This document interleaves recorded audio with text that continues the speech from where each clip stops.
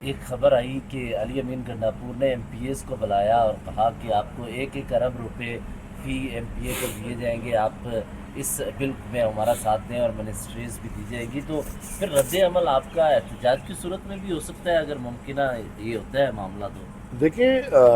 سب سے پہلے تو اگر یہ لوگ یہ سودا کرتے ہیں کہ قوم کا حق یہ بیچتے ہیں 1 ارب روپے فنڈز میں، اور وہ بھی آپ کو پتہ ہے 1 ارب تو فنڈز ہیں، مطلب 10 کروڑ روپے ڈائریکٹ میں، اگر یہ لوگ قوم کا یہ حق بیچ رہے ہیں تو مجھے نہیں، قوم کا ان کو سامنا کرنا پڑے گا۔ ہم تو انشاءاللہ آپ دیکھ رہے ہیں یہ کام اپنا چلا ہی رکھا ہے، آگاہی مہم ہمارا شروع ہے، انشاءاللہ اگلے ماہ بھی آگاہی مہم ہے، اور اس کے بعد ہم احتجاجوں پہ چاہ رہے ہیں، تو یہ احتجاج انشاءاللہ پھر ہمارے مومنٹم پکڑیں گے۔ ہم نے ایک تحریک کا اعلان کیا ہے، اور وہ تحریک پھر اگر انہوں نے سدھرے نہیں اور نیتیں تب تک یہی رہی تو انشاءاللہ وہ تحریک پھر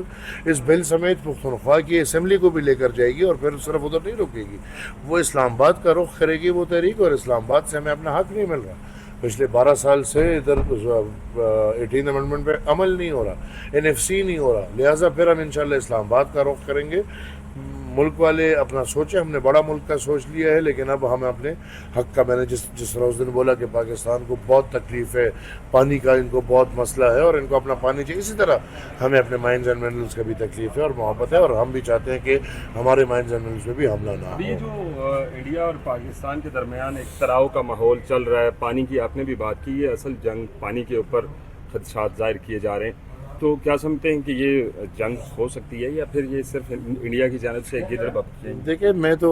اپنی عمر اگر میں بتاؤں تو 38 سال کا ہوں، اور یہ 38 سال میں ہم نے یہ ڈرامے دیکھ لیے ہیں اسٹار پلس پہ بھی اور جیو ہوم پہ بھی، تو لہٰذا ایک اور ڈرامہ آ گیا، ابھی ادھر گانا ریلیز ہو گیا، ادھر فلم ریلیز ہو جائے گی، باقی لڑنے والے نہیں۔